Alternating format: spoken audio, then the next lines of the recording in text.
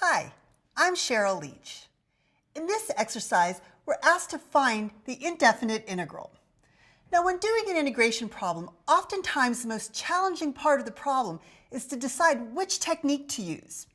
Well, when I look at this particular integral, I notice that the integrand is much too complicated to just use my basic rules, so I have to think of another technique to use. Well, I'm looking at this and I'm seeing a multiplication problem, 6x to the 5th times cosine of x to the 6th, but I also see a composite function.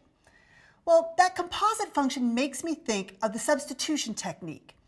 Well, let's think ahead a little bit. If I were to use the substitution technique, the u would be the inside function, x to the 6th.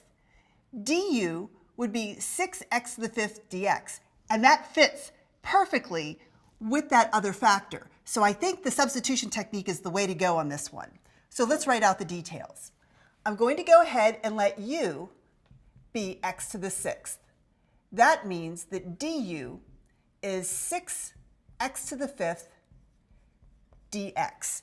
And that fits perfectly in my integrand because now 6x to the 5th dx can be replaced with a du. So my integral becomes the integral of the cosine of u times du. Now I can apply a basic integration rule. I know that the integral of the cosine is the sine. So I'm going to have the sine of u, and don't forget your constant of integration plus c. Now that integration is over, I can go ahead and get my x's back. So I have the sine of x to the 6th plus c.